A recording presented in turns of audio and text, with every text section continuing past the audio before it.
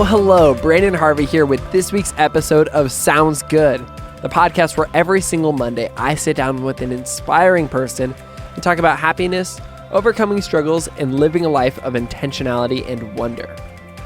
This week, I'm so excited to share a conversation with Mike McHargue, or as everybody knows him, Science Mike. Science Mike, as you might have assumed based on his name, is a brilliant human who sees the world through the lens of science, something that I don't do at all. I wanted to get a chance to talk to him about the science of optimism versus cynicism, making the world a better place, and how we all relate to one another. He might just be one of the smartest people I've ever met, and I think you're going to love him. So let's just jump straight into the conversation.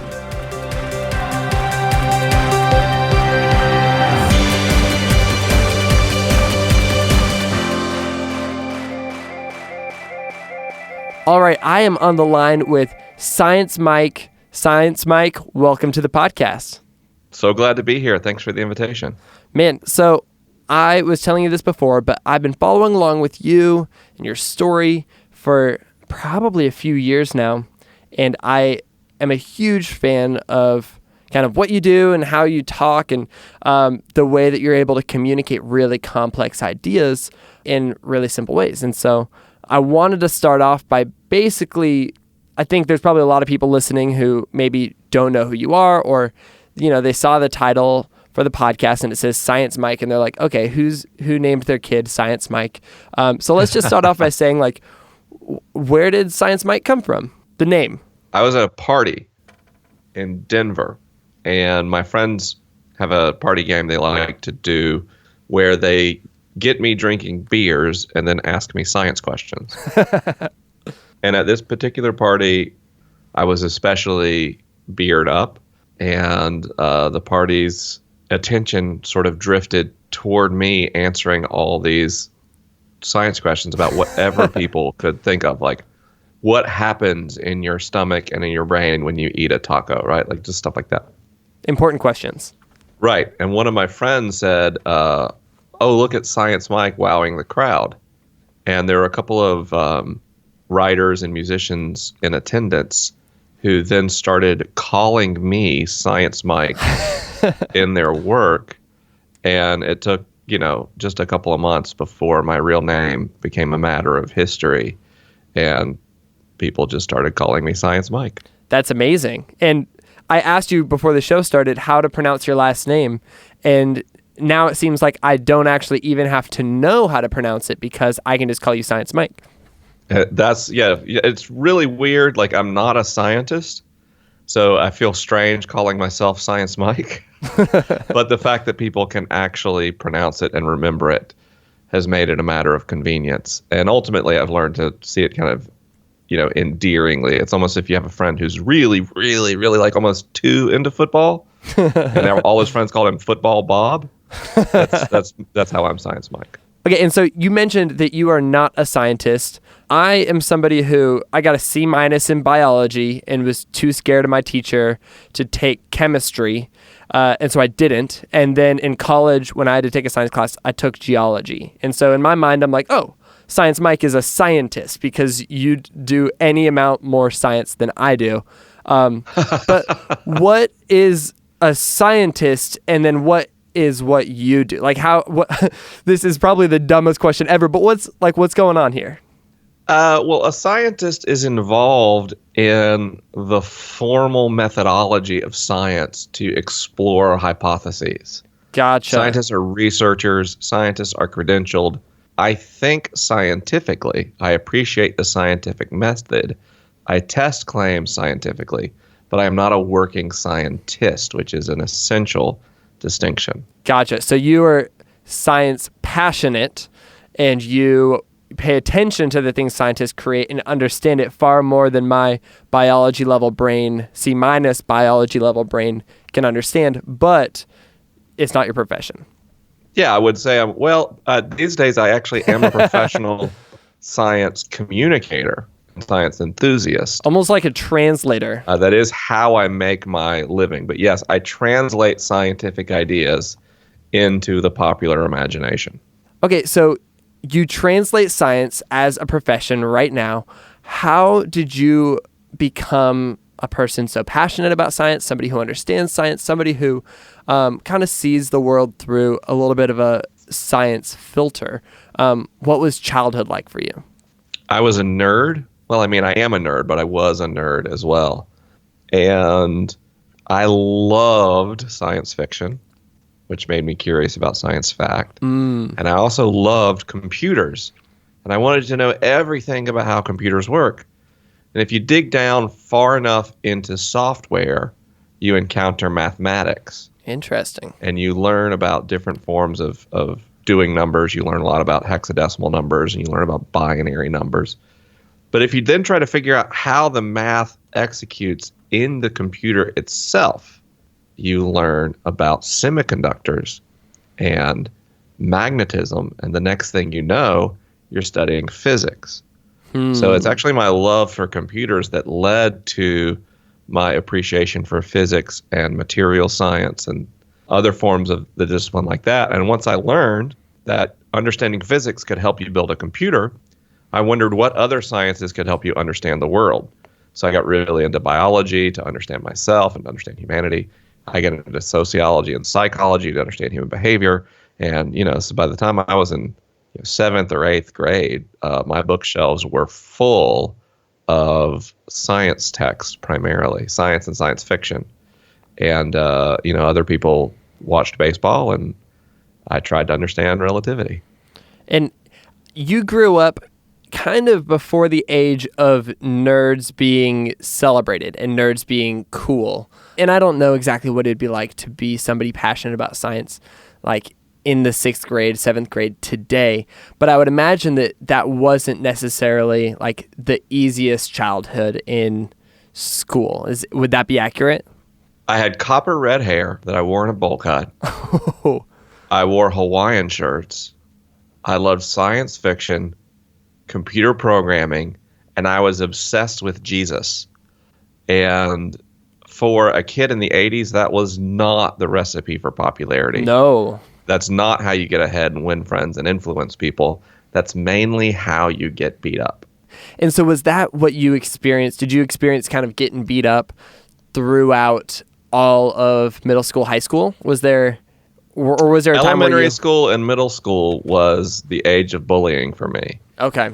After I met a friend in 8th grade who was learning to play guitar, and he said, "You should learn to play bass." And I said, "Why would I want to learn to play bass?" He said, "Because then we could start a band, and in high school people might like us." Brilliant. So we spent all summer learning to play our instruments horribly. But in 9th grade, we were in a band. And so we didn't fall into the old nerd category. We were up and coming, not any good, but still kids in a band. By 10th grade, we were getting pretty good and playing shows. And I had an odd transformation from middle school to high school where I went from the bottom of the social hierarchy to being very widely accepted and even popular in high school. Whoa. Which was pretty confusing and disorienting, but also wonderful. And then did confidence come with that? Because you strike me as a much more confident person today, and you can correct me if I'm wrong, but did confidence come with increased popularity, or did it not have any effect on that? Confidence came from being a nerd. Oh. When no one offers you approval, you learn to only care about your own. What happened was my resolute desire to be true to myself became a point of admiration. Not only that's something that happens in high school, but I came of age when the alternative music movement and alternative culture were first kind of cresting. And to be weird was to be cool. So my high school experience cemented my confidence, but it also took it to a point of arrogance. I had to have some comeuppance later in life to get to a more easy self-confidence that's not so over the top. But I just, I don't feel a need really to impress other people at all. And that looks like confidence. That's awesome. And then you mentioned this before, but you did not pursue necessarily a scientific career. You went down the path of advertising. Is that correct? Yeah, I started my career in information technology. Okay. and the tech industry. And then I transitioned into advertising a few years into it. And so the way that you describe science, the way that you describe your interest in science, what I hear a lot of is this idea of curiosity. You know, you started looking at software and you're trying to figure out, oh, how does this work? And you get deeper and deeper, and then you're looking at physics, and then you're looking at how, you know, all these different things play into each other. And it seems like curiosity is potentially a lot of the root of your passion for science. And I know that curiosity is like one of my favorite things to kind of strive for. Like I try to be a more and more curious person. And so, first of all, do you think that that's something that's true in yourself? And then second of all, kind of on the scientific level, like, or maybe on the more personal level, like, what is the value of curiosity? Oh man, that's a big question. I'll start with the second one. Curiosity is, at least the degree to which we hold it, one of the defining features of the human species. A desire to know cause and effect and manipulate that. A desire to know the thoughts and motivations of others are an evolutionary advantage that has been heavily rewarded. We are naturally curious creatures, but we also have a real bias and need for certainty. We prefer that our curiosity reinforces how we see the world, at least once we leave childhood. And that's quite a cognitive mess to be both curious and desire certainty, because curiosity is more often than not going to undermine how you see the world and not reinforce it. And to cope with that tension, we find some people go on a never-ending quest in search of capital T truth, and other people suppress their curiosity in order to maintain the capital T truth that they already understand. And different people are open to different types of searching. So some people might have, great certainty in the sciences, but do a lot of their exploration via the arts. Other people may just want a relatively static worldview, and that's been reinforced by their cultural context. And so they hang out in that space. And that would describe, for example, modern political conservatives. Neurologically speaking, we understand that their primary impetus, their primary motivating factor, is the preservation of culture as it stands and reinforcing the status quo and the familiar. All of the flowery language parties use, on the surface notwithstanding, the cognitive motivator, but the difference between liberals and conservatives, one way can be depicted, is how comfortable they are with the way things stand today. Interesting. And that fully makes sense, because I feel like I grew up in a way where everything was black and white. I grew up in a fairly small conservative town, and all around me, I think most of the people around me thought, this is black, this is white, this is truth, this is whatever truth isn't. And I feel like I've had a lot of experiences that challenged those categories since growing up. I moved to big cities, I traveled the world, I met people who are different than me, I read a whole lot, and I think that at some point I just started kind of breaking down those black and white categories into a little bit more gray, I guess. And I think probably a lot of people listening have experienced something similar. And I read your book, and in a lot of ways, you describe something similar in your book, maybe in a different way. But so what happens in somebody's brain when they move from where they're able to kind of break that down? Like when they're able to move away from just this concrete idea of what truth is and what truth isn't? Well, Daniel Kahneman, in what I would consider kind of a modern classic, had a book called Thinking Fast and Slow, where he explored that tension a lot. Yeah, I read it. And there's more recent neuroscience that delves deeper. But effectively, there's a lot of advantage neurocognitively to a simplified black and white model of reality. You can make decisions faster. You feel a greater sense of certainty. And frankly, you don't have to use the more expensive, neurologically taxing parts of your brain to do your thinking. You use the fast firing portions of your brain to assess situations, including social situations. And the brain wants to, as much as possible, use that kind of thinking. To expand your worldview, and indeed to continuously challenge your worldview, is to continue to engage the world neocortically, to keep processing information and stimulus using the brain's prefrontal cortex, which is just an expensive, slow way for the brain to operate. And it's only when we're proven wrong over and over by lived experiences, ideally diverse lived experiences, that we can convince our brain to keep using this expensive hardware. And so people who stay in a more static environment continually get reinforced that their model of reality is very, very accurate, is very high fidelity, and therefore they can put a high degree of confidence in it. And to challenge that assumption is to push against some of the deepest biases and impetuses we have in the human experience. If a model is working well, why would you change it? It's actually easier to resist new information as long as you can, instead of revising the way you view the world. That's interesting. And we are all guilty of that. Yeah. We are all guilty of that. Urban liberals are just as guilty of that kind of bias towards existing information and existing model as are rural conservatives. I was about to ask you that because it would be easy for somebody to hear that and be like, oh, well, obviously my political party is right, your political party is wrong because your brain is being like stupid. You know, like you could say that, but you're saying this happens on both ends of the spectrum equally. Well, I don't want to create a false dichotomy. Yes. Because I don't think we're in a state today where we can say both political parties are causing equal harm in society. Yes. But I would say that neither political party represents some philosophical truth about the social experience or political reality, that both employ low fidelity models of reality that are designed to solve different problems. Break that down for me. Low fidelity models of reality. They're oversimplified to a fault.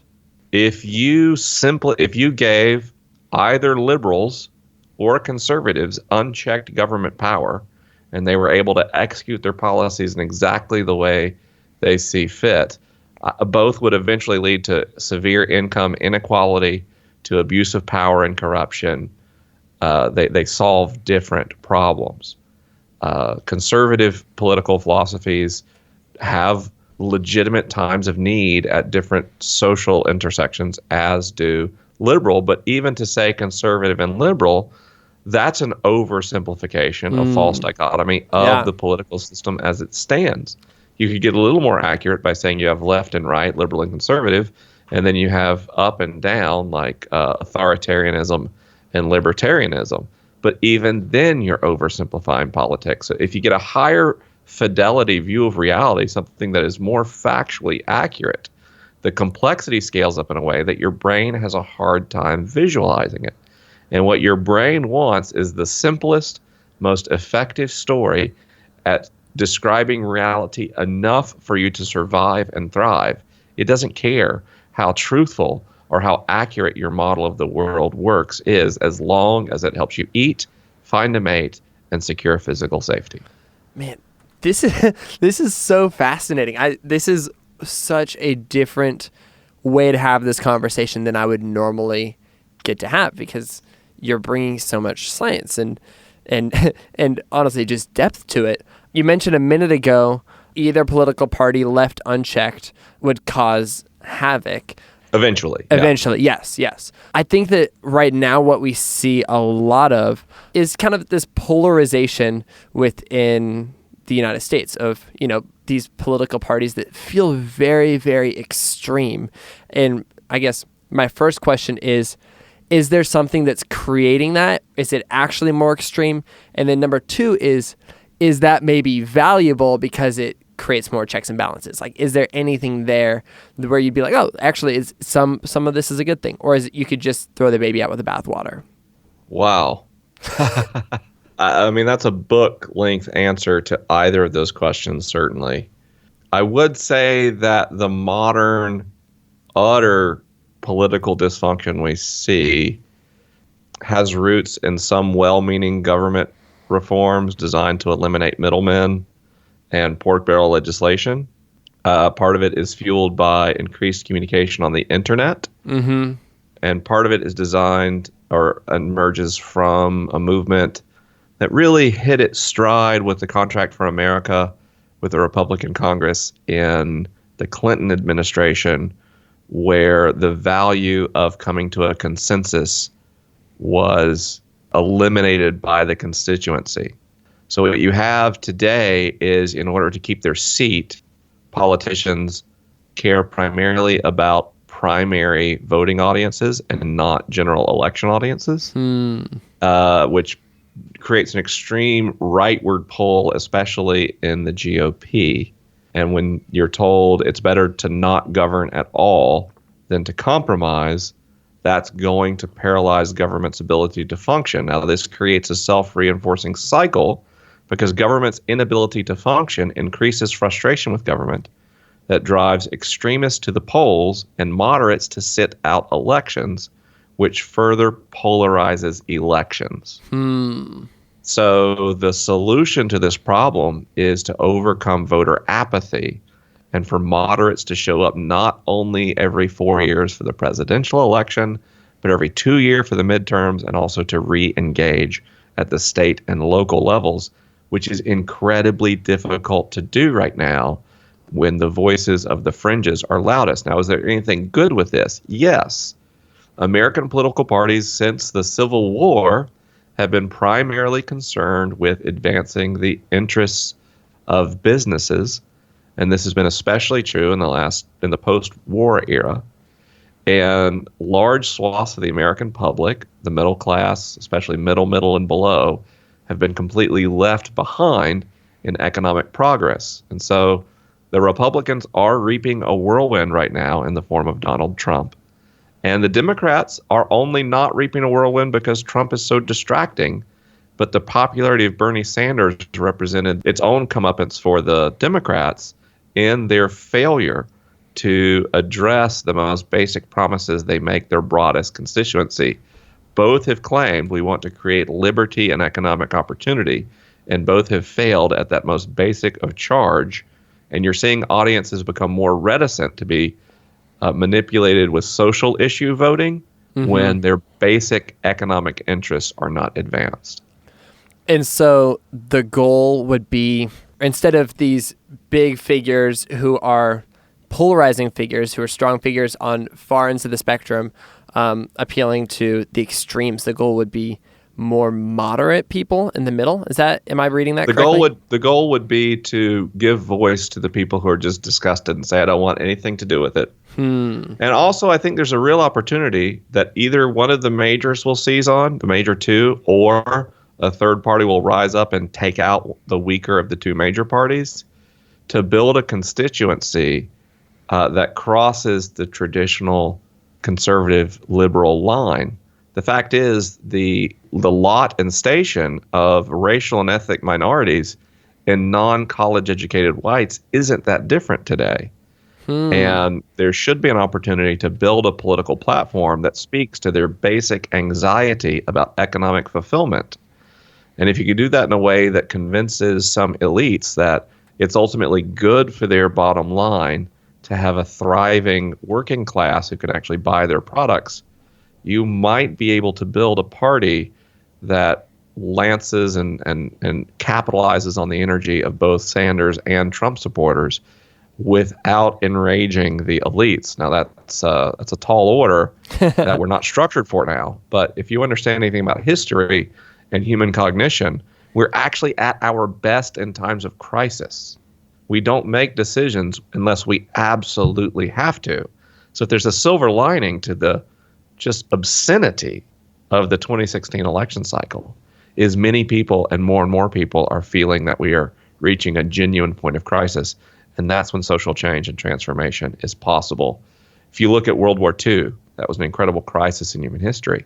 But following that crisis and responding to that crisis led to the post-war period, which was the longest period of global peace and expansion of economic prosperity in human history. That's fascinating. And I think the book that you mentioned earlier, Thinking Fast and Slow, I think it addresses this in some ways, if I remember correctly, this idea that, because our brains do respond in times of crisis, or, if you were to take the college analogy, you're going to do a whole lot better in forcing yourself to write your paper if it's due in the morning instead of due in 2 months.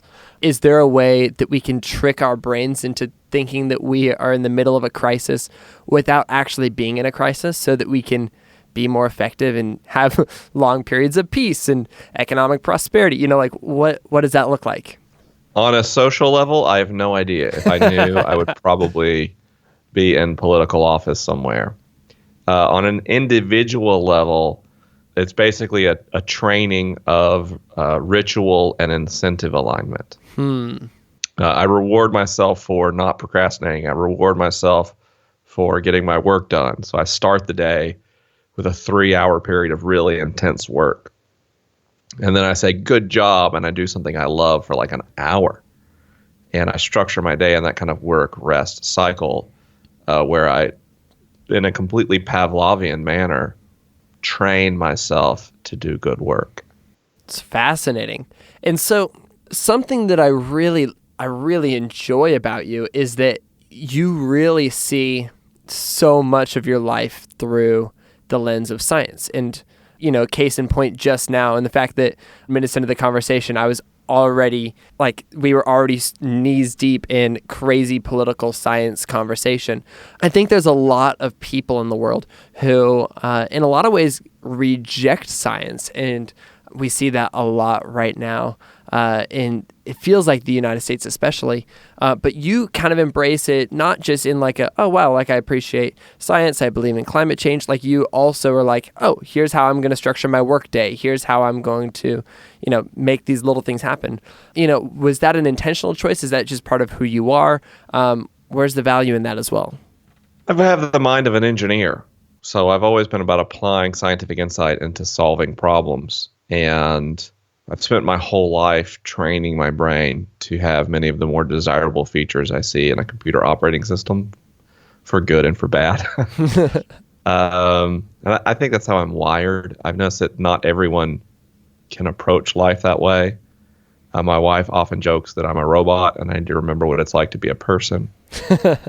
But I think anyone can take the learnings of science, especially neuroscience and behavioral sciences, and apply them in ways that help them create a desired outcome in their own behavior. That's something I talk about a lot in my book, Finding God in the Waves. We're at this kind of juncture in history where many people are just not very religious anymore. They don't attend church. Church attendance is way down. They don't identify with any specific religious tradition.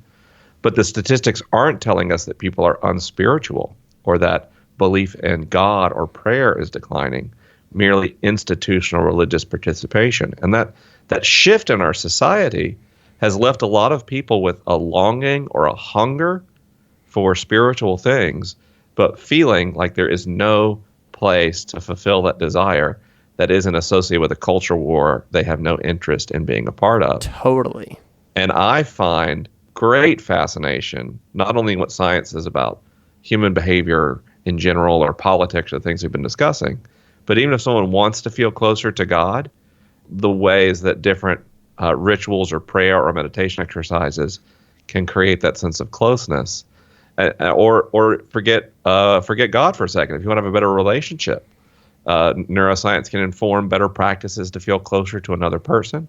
If you want to learn to appreciate art and you don't really watch art today, you can study what science says about art appreciation and cultivate practices that help you get there, and simply take a more intentional posture to how you live using science as your guide. That's so interesting. If somebody like me who got a C- in biology wanted to take more of a proactive step to understanding science and figuring out ways to apply it to my life, what's like a good first step other than just like nerding out over your podcast? Pick a topic that you're interested in and then go find a decent science communicator that's written about it. I think a fascinating first book into examining human behavior and how it's shaped by a scientific view would be a book called The Happiness Hypothesis. The Happiness Hypothesis. By Jonathan Haidt. It's terrific. and it helps you visualize brain concepts in a way that are applicable in your daily living. And there's a lot of books that are written through that lens. Along that topic, a lot of what this podcast is about is people sharing stories of overcoming cynicism and becoming more optimistic. Like what does science have to say about what cynicism does to the brain? Like that's something that, when I feel cynical, like when I watch the news or when somebody attacks me or attacks somebody online, it does not feel good. Like in my brain, I just feel like stressed and, you get hot and there's something happening. Can you help translate for me what's happening scientifically? Yeah, so we understand cynicism to be a cognitive defense mechanism. That is basically a way to vent frustrated idealism. You believe something beautiful and the real world didn't measure up to that belief. And cynicism is the way you protect yourself from your disappointment. So cynicism is associated with some pretty, heavy emotional states and distancing yourself from them. And so if somebody wanted to move from cynicism to optimism, I guess what's happening in their brain to make that switch, but also like what's kind of a practical way to do that? Mindfulness is a great way to counteract cynicism. Mindfulness is a discipline of simply expanding your awareness, observing your own thoughts. There's mindfulness meditation that can accelerate that process. And to interrupt your thoughts and push back on your cynicism, to intentionally look for and mention to yourself to dwell on positive things in your life experience and in the world around you. In terms of what's happening in the brain, they involve relatively similar parts of the brain. It's simply a matter of what emotions are attached to those thoughts. And I would be oversimplifying any papers ever on the subject if I were to generalize that into brain areas or anything like that. Absolutely. Man, I'm a little bit kind of geeking out and speechless because I'm like processing through all of this as we go. This is so interesting. Something I wanted to touch on is when I follow along with your work, I get the impression that you are a peacemaker, that you're somebody who kind of creates peace in their own lives. And when I look at a lot of mainstream pop culture scientists who I love, like Bill Nye, etc., I feel like a lot of them kind of run towards conflict. And it almost seems like you're a lot more of a bridge builder. I mean, I am till I'm not. Yeah. If I get wound up on Twitter at just the right time, especially after a drink or two, I start knocking bridges down. But in general, absolutely, I'm heavily biased towards bridge building. And that's because it's how people learn. People don't learn very well from outright challenge. When you get into a debate or an argument, you have amygdala arousal, and people are primarily concerned with preserving social standing, defending themselves, or even outright winning. And it's only in more relaxed states of conversation that people are open to new ideas and open to learning. So I always try to create a space of mutual admiration and respect on any topic I discuss. And I make people feel like wherever they are right now, I understand that they're there. I think that it's a valid place to be. And I'm willing to listen to whatever they have to say to explain that state. And in return, people generally will listen back to me. That's so good. And so basically when we're getting close to like the holidays and we're sitting down at the dinner table across from like your crazy aunt, your crazy uncle, sit down, pay attention, and actually hear where people are at in a way where you can show that you're empathizing with them and that you're hearing what they're saying. And it's so hard to do because of what we said earlier. It's just as challenging for an urban progressive to go and embody the context of a rural conservative as the opposite. So by listening to the person, you're forcing your own brain to evaluate how you see the world and why. You're brushing up against issues of social identity. So this is actually a relatively difficult posture to foster and to nurture over time. And if you're not careful and you overdo it, you'll experience such fatigue that you can end up lashing out at people or feeling despondent or despairing. So this is a practice you want to cultivate over time.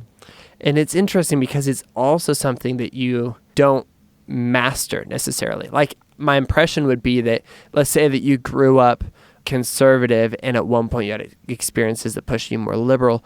If you just stayed there, then you would just see the world just as black and white, unless you continue to challenge yourself to kind of find that balance. Would that be accurate?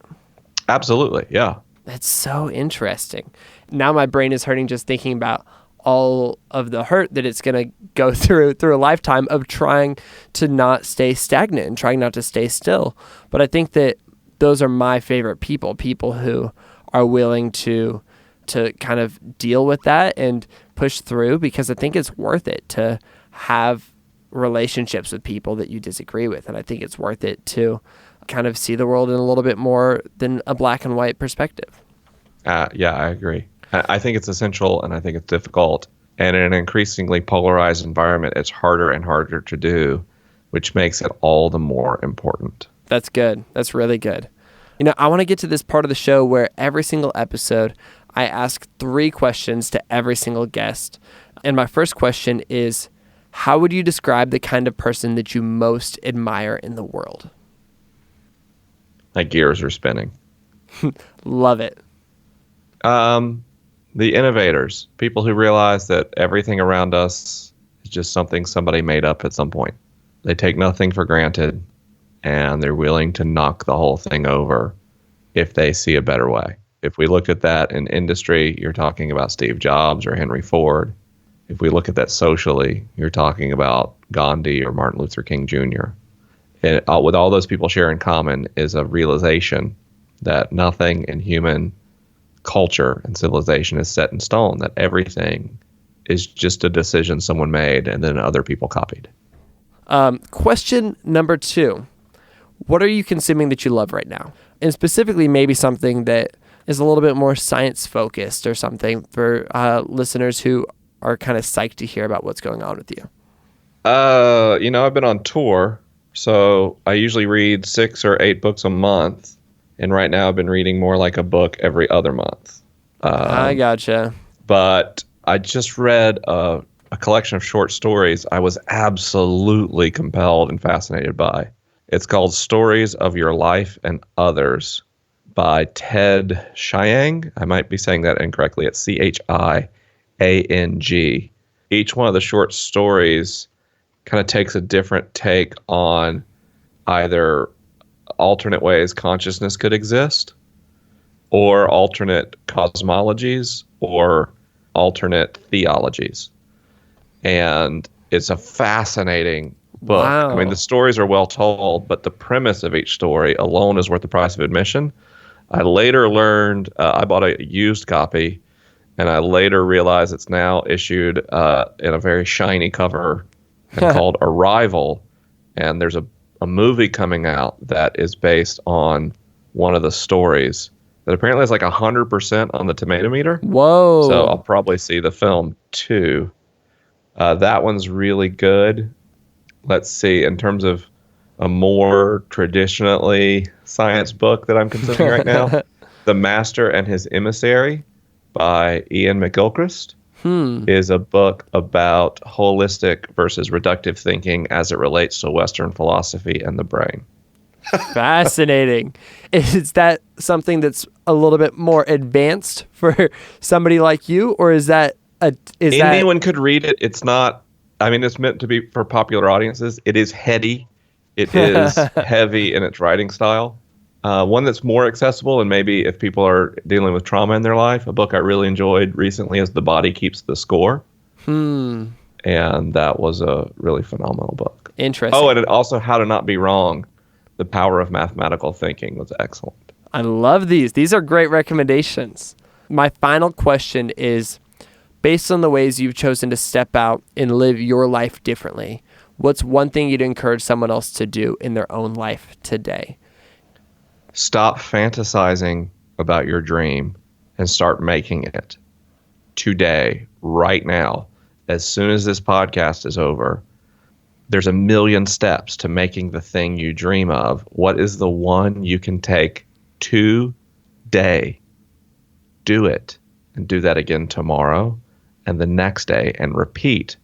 And before you know it, your life will be completely and radically different.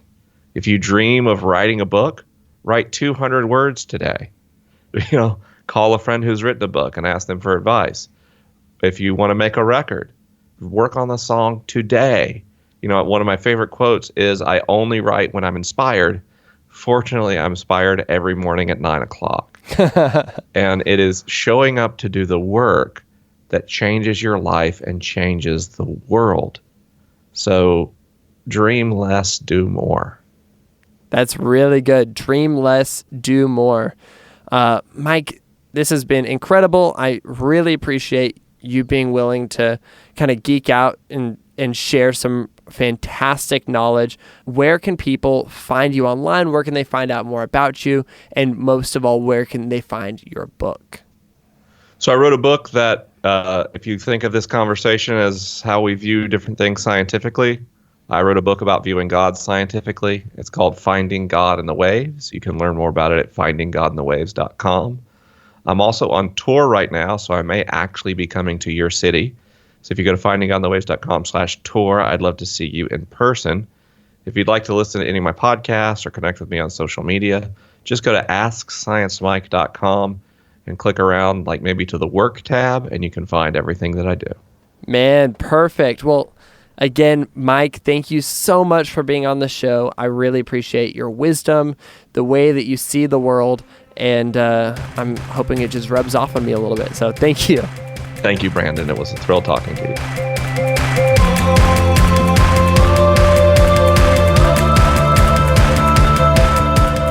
Thank you so much to each of you who tuned in to Sounds Good this week. I love getting to have these conversations so much. And if you love listening to them, please consider sharing about it online. And while you're at it, I'm on Instagram, I'm on Twitter, I'm on Snapchat, and I'm sometimes on Facebook. All of those are at Brandon Harvey. It's Brandon spelled Branden. And we should totally hang out on the internet. It's going to be great. This week and every week, you can find the show notes for this week's episode of Sounds Good at brandonharvey.com/podcast. And this show, Sounds Good with Brandon Harvey, is part of the Gradient Podcast Network. It's created in collaboration between Gradient and I. And with that, that's a wrap for this week's podcast. I'll see you online, and I'll talk to you next week when we get the opportunity to learn from another inspiring person. Sound good?